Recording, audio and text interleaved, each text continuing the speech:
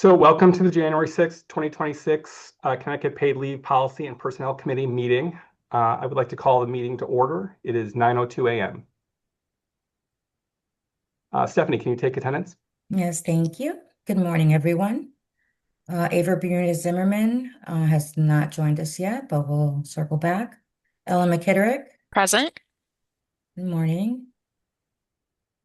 Eleanor Michael, I don't believe has joined us. David Salazar Austin, Present. Holly Williams, Present. and then just circling back, I don't believe Ava has joined us yet or Eleanor, but we do have a quorum. Terrific. I'd like to thank the members of the public for joining us this morning. I think first up, I'd ask for a review of the November 4th, 2025 meeting minutes. Is there any discussion or any corrections anyone noted? Okay, hearing none. Can I have a motion to approve? So moved. And I'll second. All in favor? Aye. Aye. Aye. All opposed? Any abstentions? Great. The motion carries. Next up, Michael, would you please provide an overview of the current state of the private plans? Absolutely. Thank you, David, and good morning, everybody. I'm going to share my screen. We can see your screen, Michael. Thank you, Stephanie. Okay. So this is going to be a little bit of a snapshot of where we are with private plans at the Paid Leave Authority. For any folks who don't know or don't understand what we're talking about when we're talking about private plans, that's basically the alternate method for an employer to provide paid leave coverage to their employees rather than using the state program. The biggest detail about private plans is that they're required to have the same or better benefits than the public program. There's a process for an employer to request that private plan exemption. They must educate their employees, hold a vote of their employees, and the majority of those employees must vote in favor of the plan. If they do that and submit their application to us, we would approve that private plan for a 36-month period, beginning at the start of a calendar quarter. Typically, it's the next calendar quarter, but sometimes it's two, depending on the timing of their submission. During that time, they are exempted from paying any contributions towards the public program. At the end of that 36-month period, if they'd like to remain under a private plan, they can basically go through the whole process again, and we treat that as a new application. So no issues there, but they do have to restart that vote. Similarly, if there's any material changes to their private plan, that will also require a new vote and a new application. So that out of the way, where are we right now with private plans? As of January 1st, we have 851 employers with a private plan. The vast majority of them, 788, are fully insured, meaning that they use an insurance company to financially manage the plan. 63 are self-insured, which means the employer's financially responsible for the plan. Some of those may use an insurance company to handle the claims administration process, but it's the employer whose money's on the hook for those private plans. Moving to the top right, 851 is a little bit of a misdirection. We actually have slightly fewer when you think about employers as most people think of them, because whenever any employer has separate FAINs between their various entities, we treat those as separate employers, whereas from the employee perspective, they may think of themselves as all part of one employer. So when you look at it that way, of the 851, 435 of them are actually related to another account that also has a private plan. So the true number of private plans is probably smaller than 851. 416 of those private plans are truly unique, where it's one entity and one private plan. The way I got this data is basically I looked at our account information and determined, are there any accounts with private plans that have the same HR contact information between them? And then I assumed based on that, there's probably a parent-subsidiary relationship, joint ownership, or something along those lines. Since inception, we've received a little over 1,900 total private plan applications. The vast majority of them, over 87%, were approved, 7.7% were denied, a little under 5% were withdrawn by the employer before the approval, and there were 2 in total that were withdrawn after the approval based on information that the employer later told us about their application. You may be wondering, if there's 1,900 plans and 87% of them were approved, why are there only 851 employers with current private plans? That's because some of them may have expired and come back to the public program, but also the vast majority of them are probably the same account that submitted a second application for a private plan. That was also approved. So the number of employers didn't change, although the number of applications went up. Speaking specifically about fully insured plans, there are currently 19 insurance companies that are approved to offer Connecticut paid leave as a private plan, although only 17 have active private plans with their customers. If we move to what does this mean from an employee perspective and employer perspective, so starting on the left, we believe there's about 59,000 Connecticut employees who are currently covered by a private plan. That's about 4% of the total covered employees.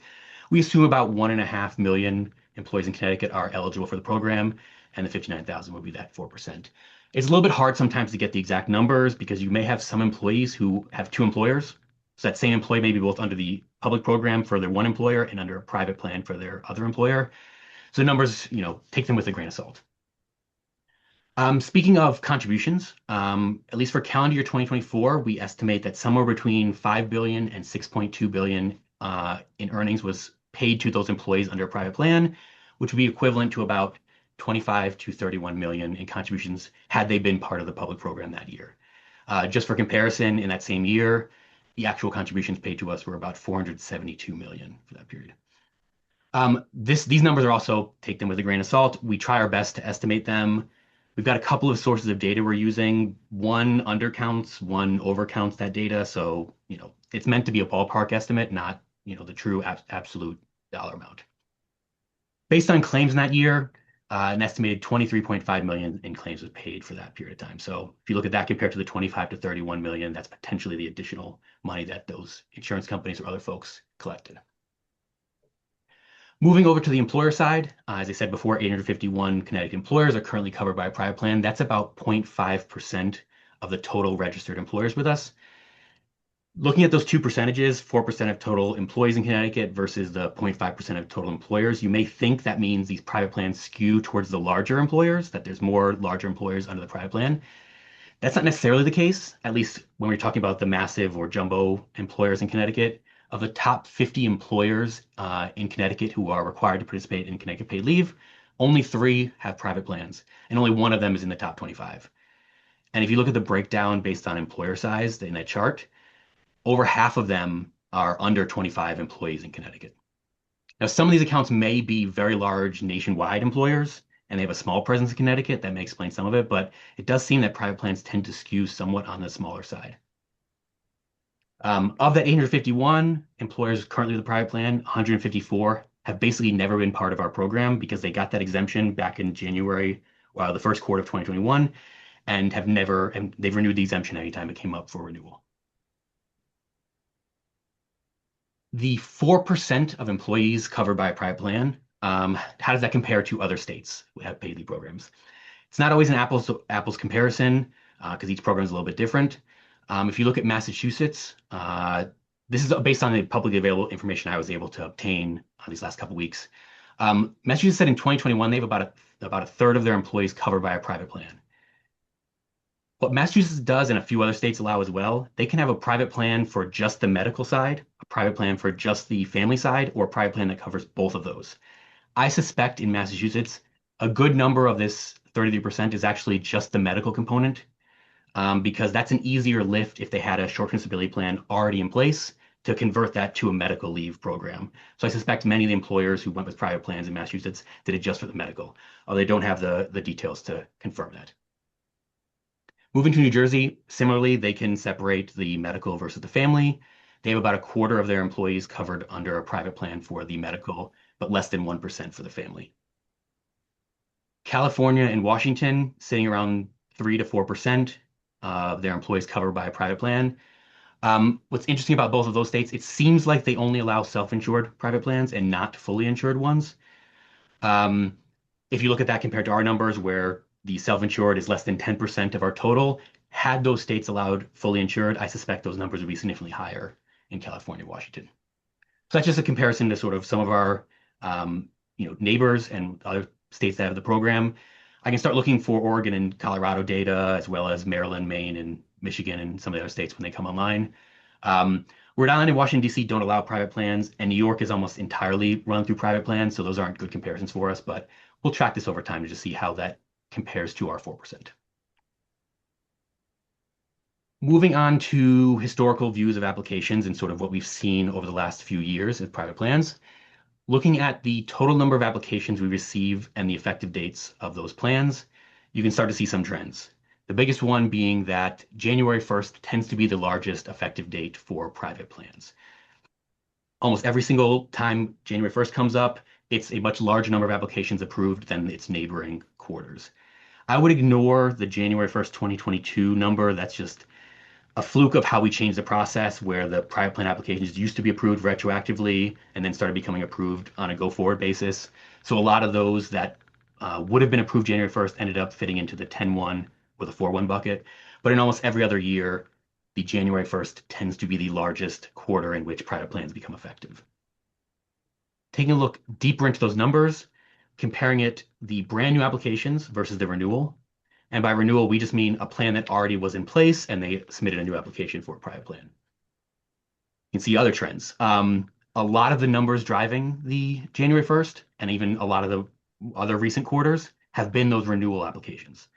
So what does that mean? Basically, it means that we're not changing the number of private plans when it's a renewal. It's just churn. The same plan exists, it's just in a new form. So there's not a lot of growth there. The brand new ones are the ones that really show the growth. If we look even deeper into those renewal applications, I compared the ones that were renewed because of the expiration of their 3-year period versus the ones that were renewed because of a material change to those plans.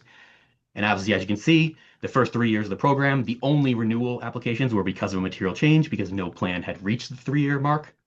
But then once we get to 1/1/24, a lot of those plans are just renewing at the end of that 3-year period. And oftentimes those renewals, either due to that or the material changes, overshadows the brand new plans, except for seemingly on the January 1st dates. But even that, some dates do, some dates don't. The last piece missing from this is actually, so this is all the times that either brand new plans go private or private plan renews its coverage. The one thing missing is the ones that come back to the public program. So we add that in, the bar in red. Those are the ones that either close and no longer have a presence in Connecticut, or they return to the public program. So as you can see, January 1st tends to be another date in which that coverage change happens. I think often what's happening with these January 1st dates, this is just my theory. I don't have data to confirm it, but I think they're often changing their other lines of coverages, their short-term disability, their life insurance, their long-term disability insurance plan, and the paid leave program just goes along for the ride. And so sometimes they go to a new carrier and that's a change. So that's why they're changing that. Sometimes their new carrier may not offer paid leave and that's why they come back to the public program.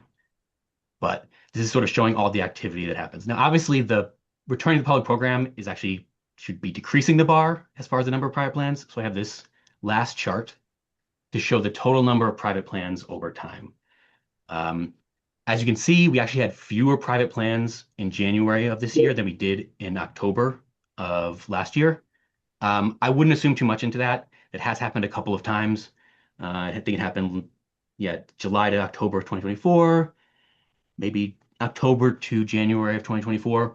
So I think we're probably still seeing some growth, but certainly not at the rate that we saw the first 2 years where we went from 250 to 600 to 700 in just a couple of years. Now we're sitting around between 800 and 900. It may grow and go above 900, but I wouldn't expect the sort of exponential growth that we're seeing, for example, on the claim side. So that's what I have as far as data. Happy to research anything else the board would like. Stop sharing. Or if anyone has any questions about that data, happy to answer those questions. Thank you. Thank you, Michael. Did anyone have any questions? Okay. Next, Michael, turning to you again, could you please provide an update on revisions to the private plan audit guide? Absolutely. Thank you very much. I'll share my screen again. So the private plan audit guide was shared with the committee and the full board, would have been back in November. And the board voted to post it for public comment. And there were no public comments at the end of the public notice period. I believe that ended December 26th. We had no public comments about the changes to the private plan audit guide. However, we did have an internal comment about it, and that was related to the requirement on the audit that they show us a copy of their annual notice, that they both have one and that they have given it to their employees. We did make one minor change. So it's annual notice or annual notices. The reason for this change, we actually don't have any additional notices that we expect to be part of the review, but just in case there is anything that changes in the future, if the statutory change, if we have a policy change that requires some other notice, by putting this in our audit guide now, we avoid having to go back into the audit guide in the future and making that change to make it an item we review as part of the audit. So this is sort of in preparation, just in case we ever have any other notices that we do need to require for private plans, and we do review them during the audit. So other than that, the version that was shared with the public and that the board and committee saw a couple months ago is the exact same version we're looking to have adopted this week by the full board. Before we do that, I want to share it with the committee. If you have any questions or concerns, please let me know, or have any questions at all, please let me know. And the hope is in a couple of days, when we go in front of the full board, we post the entire amount or the entire policy for approval. Stop sharing. All right. Any questions about that? Hey, good morning. I just wanted to jump in really quickly. I'm new to this committee and I was late today, so I apologize for that. But thank you for the discussion of the private plans. And Michael, I was hoping you could just provide a little bit more context on that discussion. I'm assuming that you provided that at the outset, but I missed it. So if you could just give a brief recap on what the context was for that presentation, I'd appreciate it. Yeah, for the first one, the private plan. Yes. Yeah, so it's essentially meant to be just a snapshot of where we are for private plans and what they mean in comparison with the overall program. I'm not sure if you saw the early slides, but there's of the whole population of Connecticut employees who are part of the paid leave program overall, about 4% of them are covered by a private plan. It equates, and because they're part of a private plan, they don't pay into the public program. Yep. That equates to about 25 million to maybe 30 million in earnings in contributions that we don't receive. So that 25 to 30 million compared with the total amount we do receive is about 470 million for that year. I think it's around 6 to 7% in total that we don't collect in contributions because they're under a private plan. It ends up being 851 employers with a private plan. That's about 0.5% of the total employers in Connecticut who are covered by the program. So very small numbers. That's basically what it's meant to be is, because of the existence of private plans, we have about 4% of employees not covered by our program, the public program. We have about 6 to 7% of contributions not coming in. And we have about 0.5% of employers who aren't part of the public program. We still do oversight of those plans, so they're still sort of under the umbrella of our overall operation, but they don't participate in the public side of things. So it's meant to be just sort of a snapshot of where we are in that. Okay, great. So we're just trying to understand basically who's not participating in the program. Are those missed revenue opportunities? If that number were to be growing, we would be concerned that people were opting out of our plan and going to private plans instead. But it sounds like compared to other states, our number is relatively low, and we have a comfort level with that at this time, where it's at. Yes, so from my perspective, absolutely. I mean, the board can decide on their own if they have any concerns about it. There's the financial element of it, not collecting contributions. There's the trends. I think sometimes it could be that the private plans are an indication we're doing something wrong. We're either overcharging, we're not doing a good job on the claims administration side, and maybe private plans. They feel they're getting a better value from a private plan. Somehow. Exactly. So in some ways, it's almost like a report card of us and how we're doing on the public side. But it keeps us honest, as well. If we have somebody watching our back and potentially taking these employers private if we do a terrible job. So I do. Do we talk to those employers and ask them, why did you make this choice, kind of thing? Do we have that level of data or no? Certainly not a data perspective. We have not made a survey effort. We don't want to seem like we're in some way telling people not to go private or discouraging them from that. It's certainly their choice. I think oftentimes, and I said this a little bit in the presentation before, I think it goes along with their other coverages. They already have a life insurance plan with a carrier. They already have a long-term disability and a short-term disability. And particularly for the short-term disability side, they can do a much better job than we can of integrating those two programs together. It's maybe that employee files one claim for both their FMLA, their short-term disability, and their paid leave. That could be a much simpler process for them. And that could be driving the decision of, rather than having the employer doing FMLA internally, the the insurance company doing the short-term disability, and then the paid leave program doing the paid leave, that may be a little too complicated for some of these employers. That would be my biggest suspicion as to why they go private at the moment. Gotcha. Okay. So that's just something that we watch and maybe we look at annually or the trends or something like, I mean, quarterly it looks like. And then, if over time we see that numbers growing, we might want to dig in deeper to better understand the thinking behind that. But for right now, it's sort of holding stable. And so we have a comfort level with where it's at. Yeah, I certainly do. I look at our numbers compared to other states. I'm not concerned that we're sort of out of line with them. I think we actually tend to be on the lower side when you consider some of the other factors for our plan. Some of that's probably driven by the fact that we require an employee vote for the private plan. I believe we're the only state Okay. that has anything like that. So in many other states, it's the employer's decision to decide whether they go private. The employee doesn't have a say in that. What sort of helps a little bit there as well is the employer has no incentive financially to go with a private plan because they don't pay anything under the public program. It's all employee money. Right. But they're choosing to do this. They're potentially putting themselves on the hook for money. If the insurance company charges more than the 0.5% that they can take from their employees, that becomes an employer responsibility. So that may also be helping drive some of the low numbers when we see on private plan side. But yeah, we're going to monitor it. If anyone has any concerns about it, they see that number growing, I'm happy to share that and we can potentially consider action to take. Thank you. That's some really helpful additional context. I appreciate it. No problem. Thank you. And Michael, would you please provide an update on revisions to the finance and accounting manuals? Absolutely. No presentation this time for this one. There were two policies. There was the finance and accounting policy, and then there was the credit card policy that the finance team made some revisions to. I believe most of it was more cosmetic and not too substantial, but the board saw these back in, I think it might have been September. We posted those for public comment. We hadn't gotten around to actually sharing it with the committee and the board. So the version that was shared with you in email a couple days ago is the same version that was shared back in September and that was posted for public comment. There were no public comments, no questions, no edits internally. So the version we'd like to share with the full board on Thursday is that same version that was published publicly. Makes sense. Any questions on that? All right. Michael, you're the man on the hot seat today. Would you please provide the update on the 2026 policy priorities?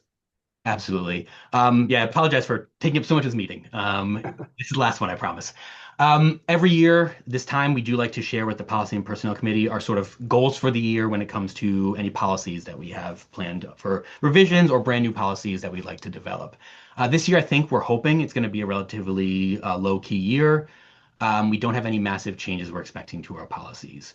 Obviously, we've got the two finance policies and the private plan audit guide that we'd like to officially have the board adopt on Thursday. Technically, it's in this year, so I'll include that in the list. Beyond that, we'd like to just take another look at our handbook and travel policy, make sure that it's still working the way we want it to, and if there's any minor changes we need to make to those, we can do so then. On the private plan policy side, I know we've shared with the board and the committee before, we're having some issues with employers who continue to pay us towards the public program, even though they have a private plan in place. And so we want to see what we can do as far as changing policies to, respond to that. For example, one of the things we're considering is currently there's a penalty potentially on the third violation of this requirement where we can charge them $50 if they continue to pay us even though they have a private plan in place. Maybe instead of just charging them $50, maybe we take that out of the refund that we send back to them. That's one policy we're considering. And then the fourth time it happens, it's $100. The fifth time it could be 10% or $100, whichever is greater. So maybe it becomes that we refund them the net amount. Obviously, if that occurs, and if they took those funds from their employees, so that they're sort of taking 0.5% from their employees towards our program and another 0.5% from the employees towards the private plan, they can't punish the employees for that. So if we end up refunding them less than the full amount they paid us, the employer needs to make up the difference on that when they reimburse their employees. However, so far we don't believe that they're taking the extra amount from their employees. We think it's probably coming out of their general fund. The times that we've audited them, and we're continuing to make this a subject of some of our audits, we've not seen an instance where they are double charging those employees. So we don't expect it to be an issue, but if just in case it is, we can obviously put in our policies that the employer needs to make up that difference when we take the penalty out of their refund. That's one thing we're considering. That'll probably be in the second half of the year. The other thing that may come up, we don't have any ideas at the moment of policy changes, but school employees, we obviously started covering some Board of Education employees and most non-public school employees October of this year. It's one of the more complicated segments of our program. It's possible that we have some experiences with these claims and we have lessons to learn that we've learned, and we'd like to make those adjustments to our consolidated policies based on those lessons. That's the other thing that's sort of on my mind as far as a potential change to our policies. If there's something going on with those programs, we need to adjust how we handle either the contribution side or the claim side of those employees. But that's basically it. As I said, nothing too major. We're going to review some of our policies and open them up just to make sure they're still operating the way we like them to. I'm happy to take any questions, or if anyone, on the committee has any ideas of policies they'd like to see us consider, happy to do that as well. Terrific. Thank you, Michael. Thank you. Is there any old business anyone would like to discuss? Is there any new business that anyone would like to discuss?